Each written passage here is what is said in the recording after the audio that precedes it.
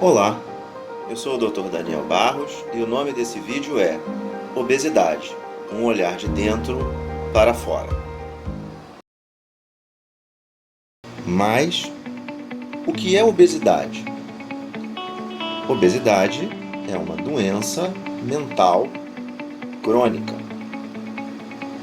Guarde bem isso, é uma doença mental crônica. Ao longo do tempo, nós temos aperfeiçoado a nossa compreensão sobre a obesidade. Há muito tempo atrás, o paradigma que se usava para compreender a obesidade era o da moralidade. A obesidade é fruto de uma falha moral, do cometimento de um pecado, o pecado da gula. E essa foi a visão sobre a obesidade por muito tempo. Quando a gente começa a tentar enxergar a obesidade de uma forma científica, muda-se o paradigma que ainda é muito usado, que é o paradigma do metabolismo. Ainda há muita gente que acredita que a obesidade ela é o resultado de um metabolismo lento, de uma queima de calorias ou de gorduras pequena. Mas esse paradigma também se mostrou errado à medida que estudos foram feitos. E a nossa compreensão atual sobre a obesidade é que ela é uma doença mental que produz o ganho de peso. Portanto, a obesidade não é igual ao peso, mas é a doença que promove o ganho de peso. Mas isso nós vamos estudar mais para frente no vídeo. A obesidade é uma doença. Ela não é uma questão meramente estética. A palavra doença é relacionada com a palavra patologia, que vem do grego pathos, que significa sofrimento. A obesidade causa sofrimentos, causa complicações. A gente pode dividir essas complicações em dois grandes grupos, para fins meramente didáticos: as complicações físicas e as complicações bioquímicas. Complicações físicas são aquelas relacionadas com o excesso de peso em si.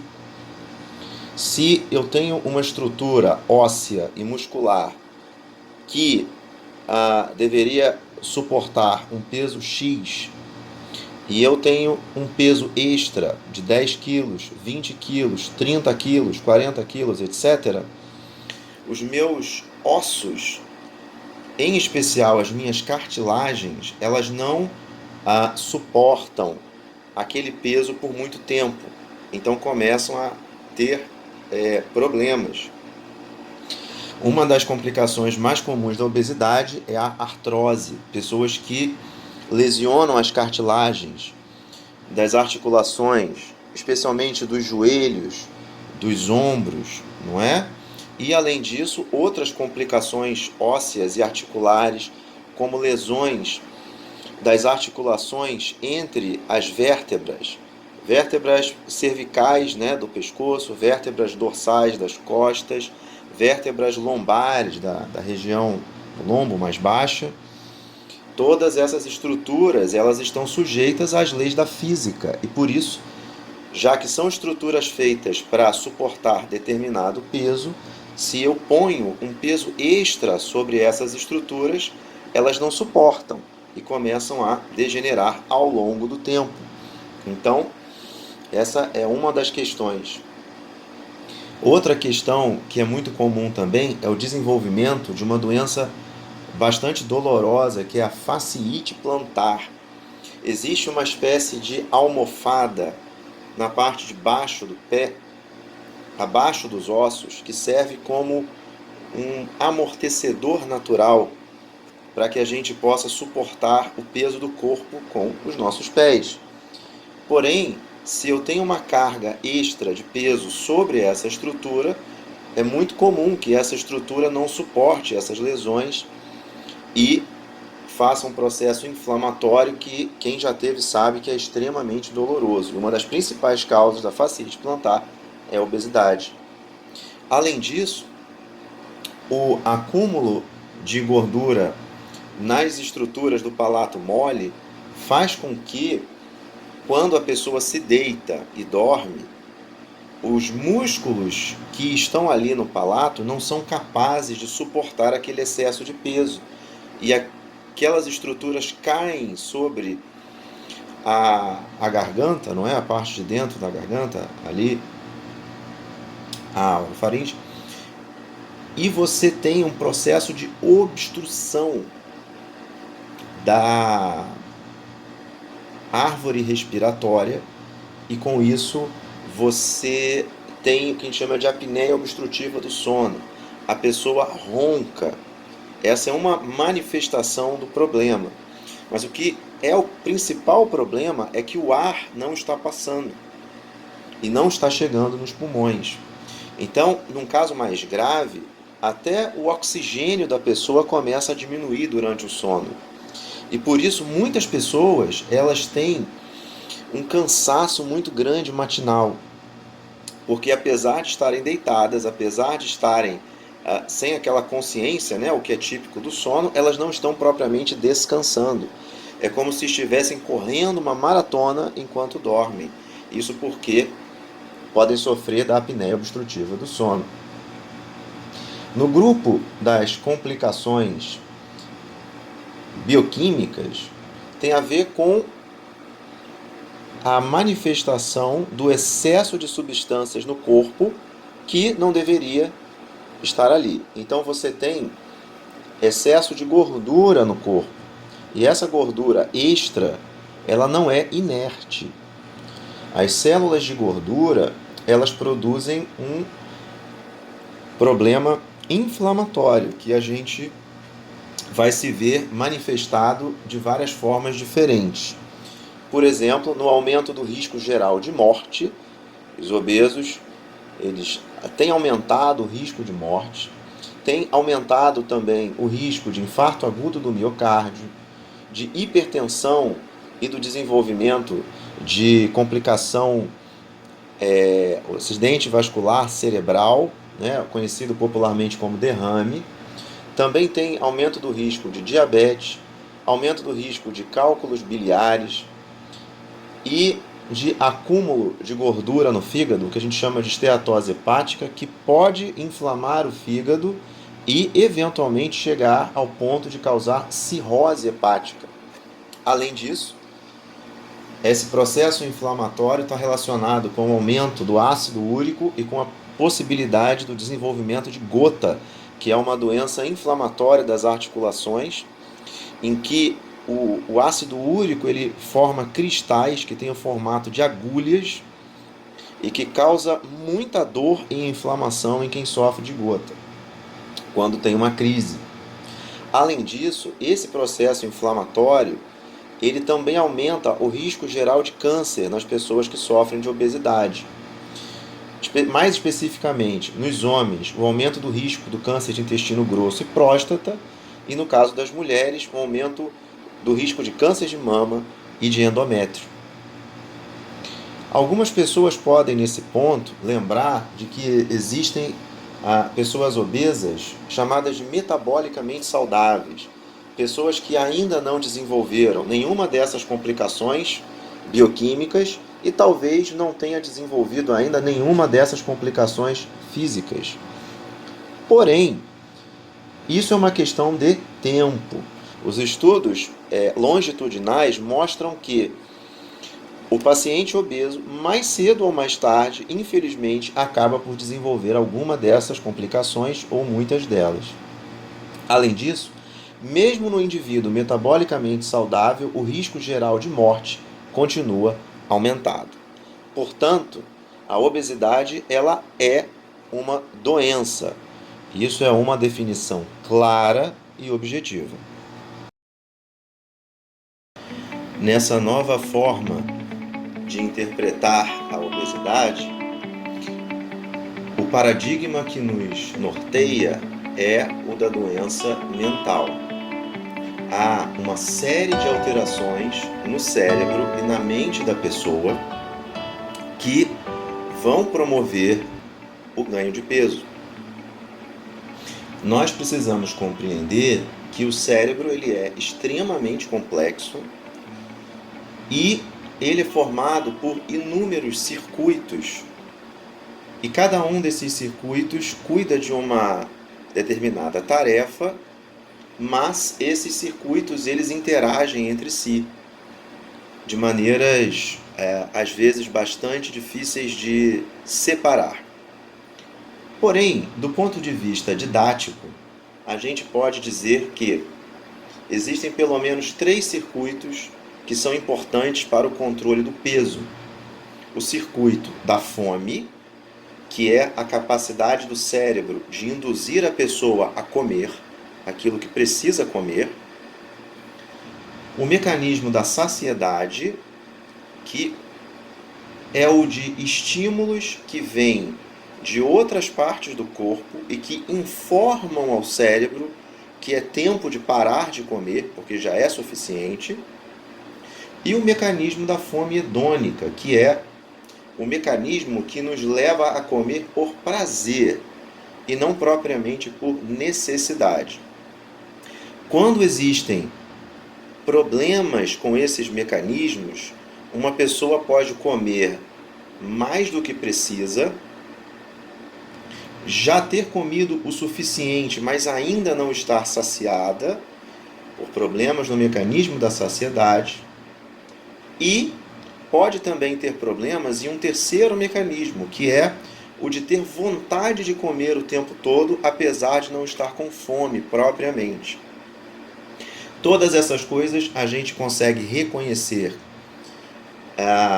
no cérebro áreas específicas que estão mais relacionadas com essas funções, embora o cérebro seja extremamente complexo e a gente não possa fazer, por exemplo, um exame de ressonância magnética e mostrar isso de uma maneira muito objetiva, mas você tem todos esses estudos mostrando lesões nessas áreas. Explicando isso de uma forma mais didática e mais simplificada. Outra coisa importante é que, em especial no caso da obesidade mórbida, um grupo muito grande de pessoas tem outras doenças psíquicas já conhecidas, como, por exemplo, a ansiedade e a depressão. Na estatística, a gente vê, nos estudos isso varia um pouco, mas fica entre 65% e 80%. Ou seja, entre as pessoas com obesidade mórbida, de cada 100 pessoas, 65 até 80, dependendo do estudo, sofrem de ansiedade ou de depressão ou das duas coisas. Há muitas outras doenças mentais que também contribuem com a obesidade. Então, nós estamos falando de inter-relações no cérebro. Há doenças reconhecidas que podem aumentar a chance de obesidade, tanto a doença em si quanto o medicamento que trata a doença também pode promover ganho de peso. E, além disso, pode haver alterações nas estruturas do cérebro que, em situações normais, estariam controlando a nossa fome, a nossa capacidade de comer apenas aquilo que o nosso corpo realmente precisa. Qualquer uma dessas alterações, e na maioria das vezes um conjunto dessas alterações, é que promove o ganho de peso e a obesidade.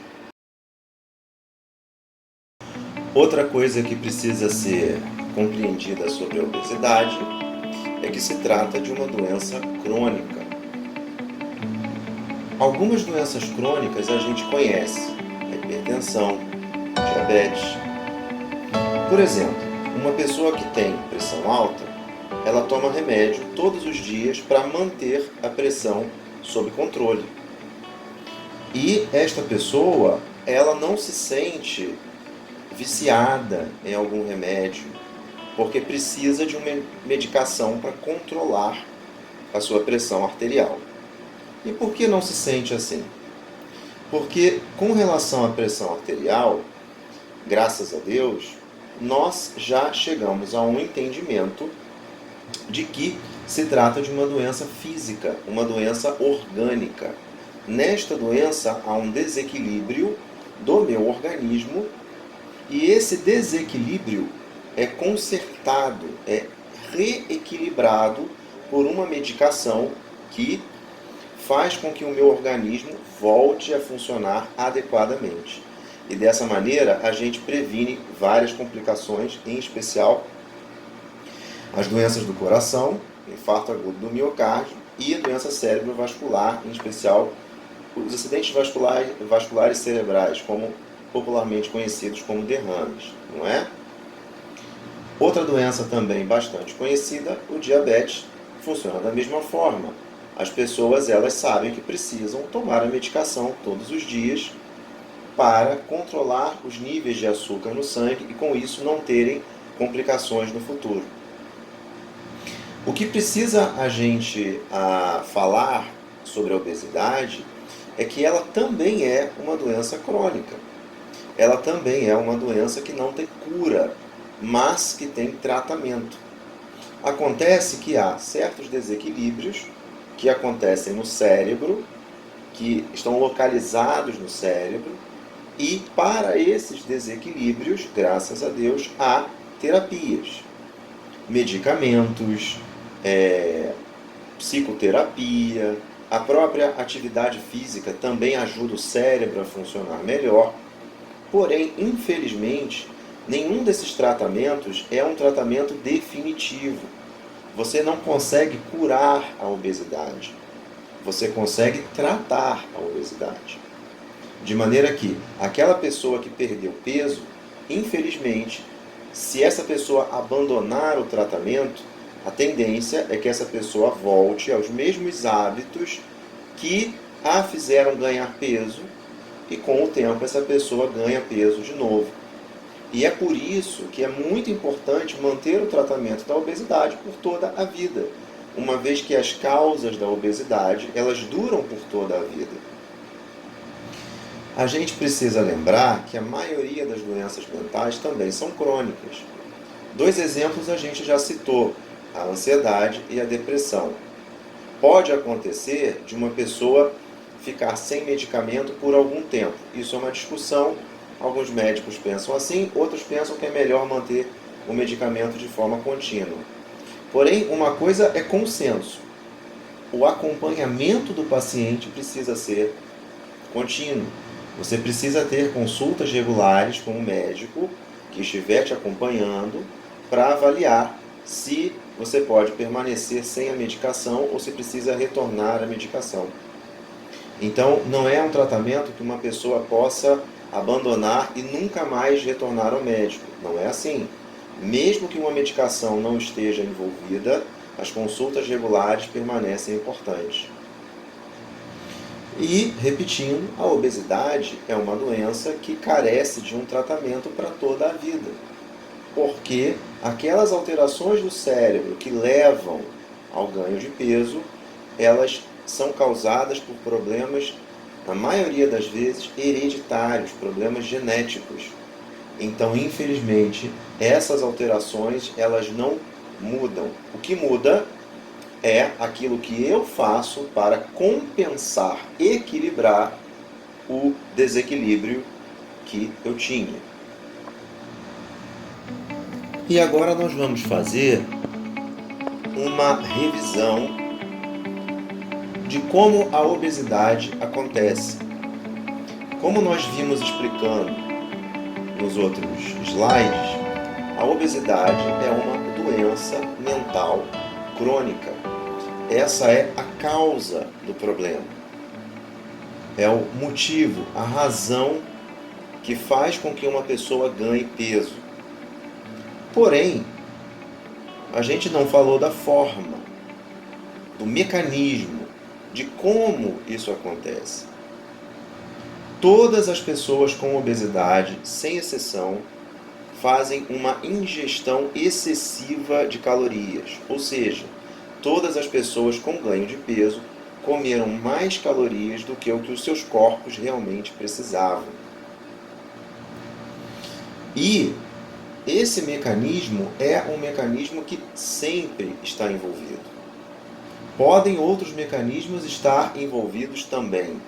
Eles são secundários e periféricos, mas o tronco do problema é a ingestão excessiva de calorias. Por que nós comemos calorias demais? Porque a nossa mente, o nosso cérebro, tem certos desbalanços.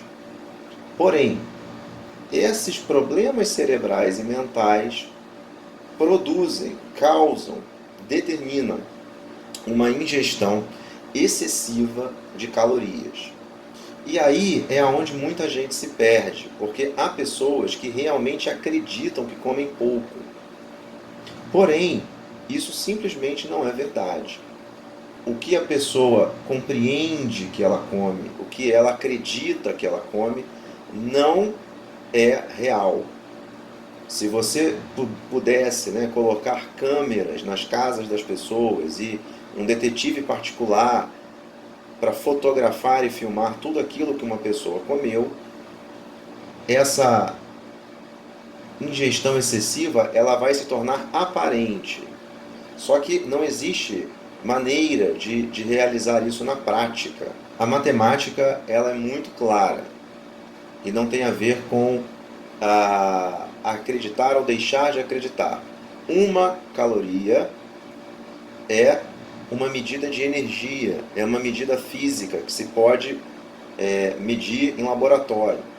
1 grama de gordura corresponde a 9 calorias, portanto, 1 quilo corresponde a 9.000 calorias.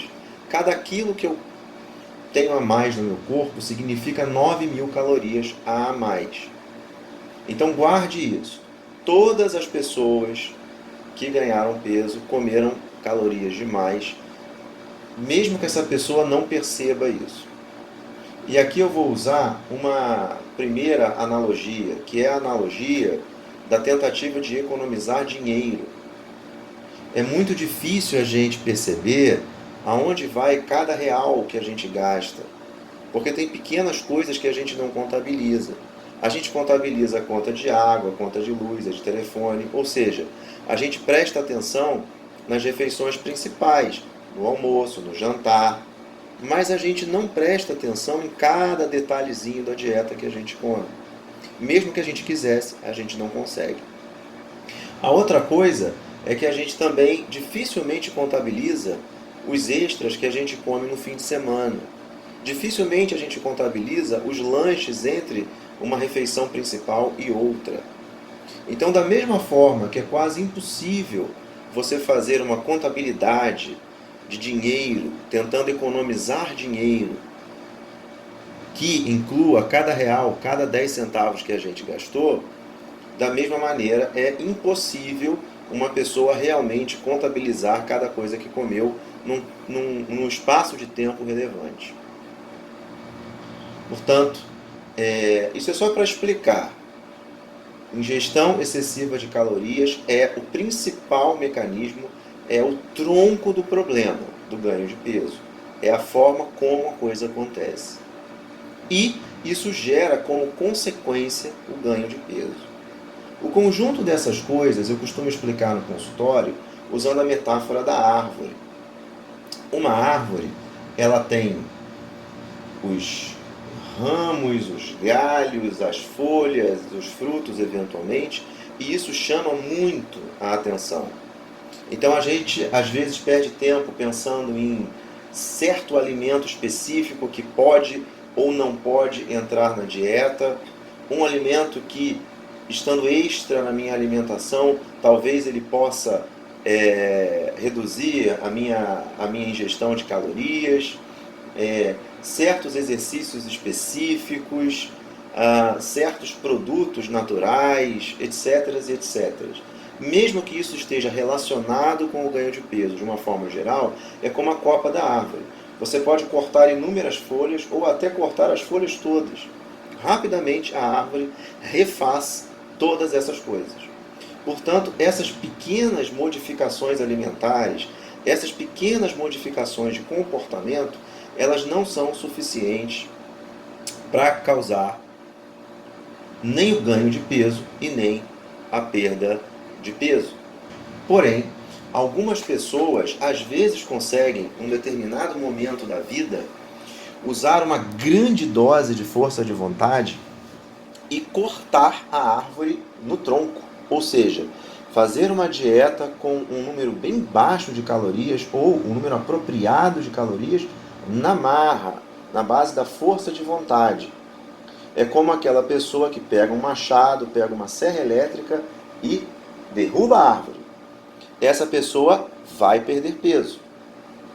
Porém, o que nós vemos, infelizmente, na maioria das vezes, é que depois de algum tempo, aquela força de vontade, aquela marra que a gente tinha, já não é mais suficiente para manter a gente no peso, manter a gente comendo somente as calorias necessárias.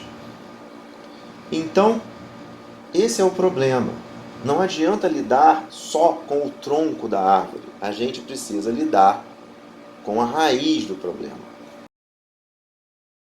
Então, vamos falar sobre a raiz do problema, sobre como essas coisas se ramificam e se tornam essa árvore tão difícil de combater, que é a obesidade. Nesse slide, eu tentei colocar de forma gráfica a representação de que, nos seres humanos, a nossa raiz é uma forma metafórica de falar do nosso cérebro. E aí a gente volta ao princípio. Ou seja, o problema quando uma pessoa tenta comer poucas calorias na marra é que o cérebro ele não fica parado. Quando a gente perde muito peso muito rápido, sem um tratamento apropriado, o cérebro entende que nós estamos morrendo de fome, que nós estamos passando por um período de privação, por um período de falta de recursos, falta de alimentos. Então, vários mecanismos do cérebro são ativados para combater a perda de peso, porque o cérebro entende que essa perda de peso ela é um processo ou patológico, doentio, ou um processo relacionado à escassez, um processo relacionado à fome. Então, nós precisamos compreender que é necessário tratar aquelas áreas do cérebro que estão prejudicadas. Com qual objetivo? O objetivo não é usar medicamentos, psicoterapia e atividade física ou outras coisas como se isso diretamente pudesse fazer a perda de peso. Aqui é que está o pulo do gato.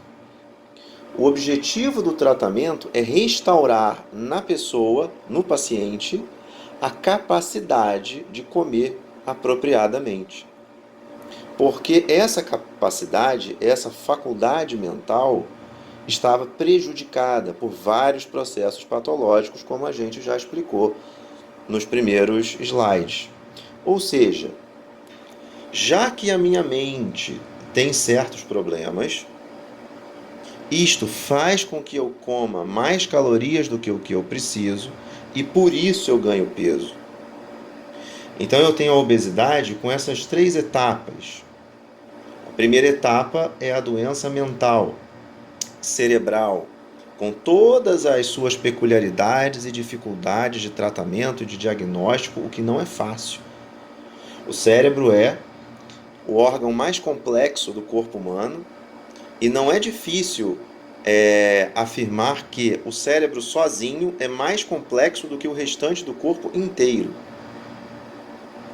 Porque você tem um número muito grande de neurônios, centenas de bilhões de neurônios, e que tem inúmeras relações entre si. A complexidade disso é simplesmente astronômica. Então, é de se esperar que o tratamento de uma doença cerebral seja difícil de fazer. É de se esperar que usar uma única ferramenta não seja suficiente para tratar um órgão tão complexo como o cérebro. E é por isso que a gente precisa de uma abordagem multidisciplinar no tratamento da obesidade.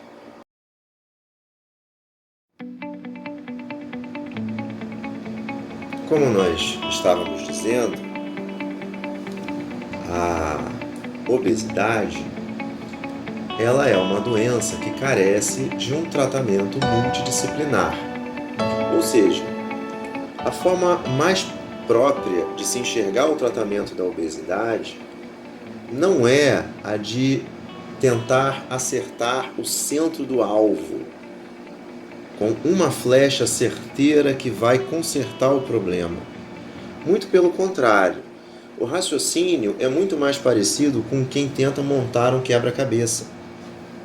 Quanto maior o número de peças que se encaixam, melhor a imagem que você forma desse tratamento. Ou seja, via de regra, os pacientes vão precisar de algum tratamento medicamentoso, seja para tratar os distúrbios daquelas áreas do cérebro que controlam diretamente a fome, seja para tratar outras doenças cerebrais e mentais que a pessoa tenha. E aqui a gente já comentou, e vou repetir, sobre a questão da ansiedade e da depressão, que são extremamente comuns, em especial naquelas mulheres após a menopausa ou no momento do climatério. Bastante comum essa questão da ansiedade e da depressão. Então, via de regra, você precisa usar algum medicamento ou, muitas vezes, inclusive, um conjunto de medicamentos para ajudar essa pessoa a equilibrar aqueles distúrbios cerebrais que estavam acontecendo. Outra coisa que ajuda bastante e sempre é recomendável é que a pessoa tenha acesso à psicoterapia, tratamento com psicólogos. Do ponto de vista de artigos científicos, a terapia que mostrou melhores resultados com relação à perda de peso foi a terapia cognitivo-comportamental, que é uma das ferramentas que um psicólogo pode usar. Nenhum psicólogo é obrigado a usar uma determinada ferramenta com seu paciente, mas, do ponto de vista estatístico, aquela que teve melhor resultado foi a ferramenta chamada terapia cognitivo-comportamental. E a terceira coisa é a atividade física. Não em importância, mas do ponto de vista do consultório, mais uma vez, é a mais difícil de se fazer.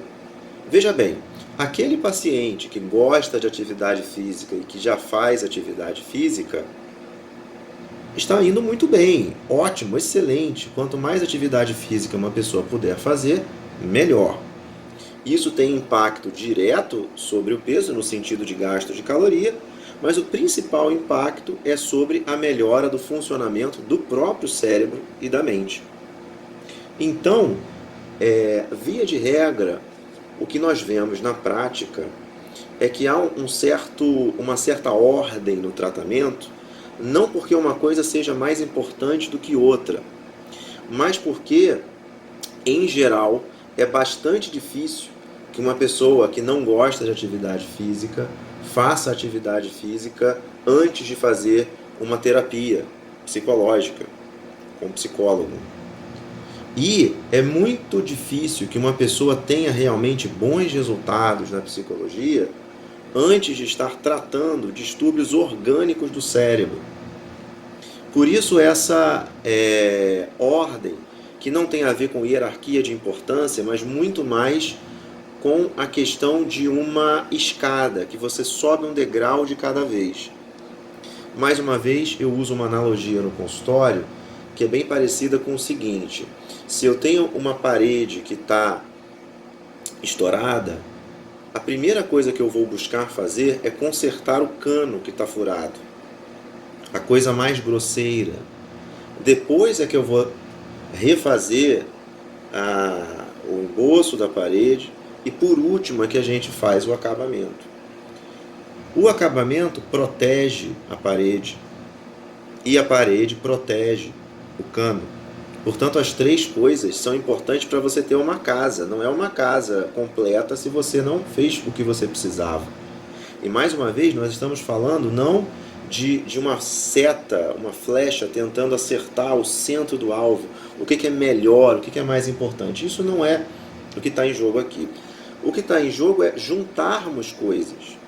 Agora, eu sempre recomendo que a avaliação da necessidade de medicação seja feita primeiro, porque em geral é muito difícil uma pessoa resistente à psicoterapia fazer isso antes de tomar a medicação, e é extremamente difícil uma pessoa que não gosta da atividade física fazer isso antes de já estar com medicação e fazendo psicoterapia. Mas essas coisas têm por objetivo o quê? Fundamentar, facilitar, resolver a dificuldade que a pessoa tem de fazer a dieta propriamente. E aí é que é a coisa mais delicada, porque eu preciso explicar isso com muita calma. Não é que a dieta não seja importante, qual a dieta formal que a pessoa tem, qual foi a dieta que foi prescrita pelo nutricionista. Aliás, isso é o tronco da árvore. Sem uma dieta com calorias apropriadas, né? Baixa caloria, ou seja, uma redução da energia entrando no corpo, ninguém vai perder peso. Porém, o que nós vemos mais uma vez na prática é que algumas pessoas já passaram por vários nutricionistas, mas nunca perderam peso. Mas aí, de novo, não é o erro do nutricionista, não foi o nutricionista que passou uma dieta errada para a pessoa, uma dieta que não funciona. A dieta funciona. Acontece que eu não consigo cumprir aquilo, porque há uma razão mais profunda, que nós já abordamos, que são as questões cerebrais e mentais. Agora, o objetivo de tratar todas essas coisas é fazer com que o indivíduo, o paciente, tenha condições de cumprir a dieta de forma literal. É comer o que o nutricionista passou e água, mais nada. Ou seja, não ingerir nenhuma caloria extra, além daquilo que é o necessário. Porque essa é a forma mais importante. E aqui, mais uma vez, eu vou retornar na atividade física para explicar o seguinte. A atividade física, naquela metáfora da tentativa de economizar dinheiro, é como uma pessoa que faz hora extra.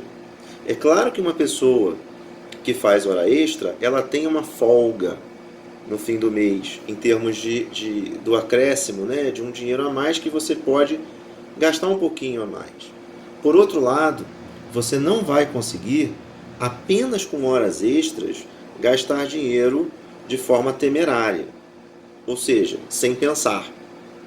Não funciona assim, porque a quantidade de dinheiro extra que vem pela hora extra é muito pequena comparada com a nossa capacidade de gastar se a gente tiver afim. Ou seja, fazer atividade física é extremamente importante por várias razões, mas isso não permite que a pessoa saia da dieta. Porque por mais zelo que uma pessoa tenha com a dieta, ela vai sair de vez em quando, mesmo sem querer. E é nesse sem querer que essa atividade física extra é um gasto extra de energia que pode compensar. Feito isso, nós então vamos chegar à perda de peso, que é o nosso objetivo final. E para concluir essa apresentação, vou lembrar daquela frase tão conhecida do latim, mens sana in corpore sano, uma mente sã em um corpo são. Isso é conhecido desde a antiguidade. Nós precisamos de uma mente sã para ter um corpo são e precisamos de um corpo são para manter a nossa mente sã. Isso dá bastante trabalho, mas é um trabalho recompensador. E se você gostou desse vídeo, peço que você deixe o seu like e se inscreva no canal. Um grande abraço e fique com Deus.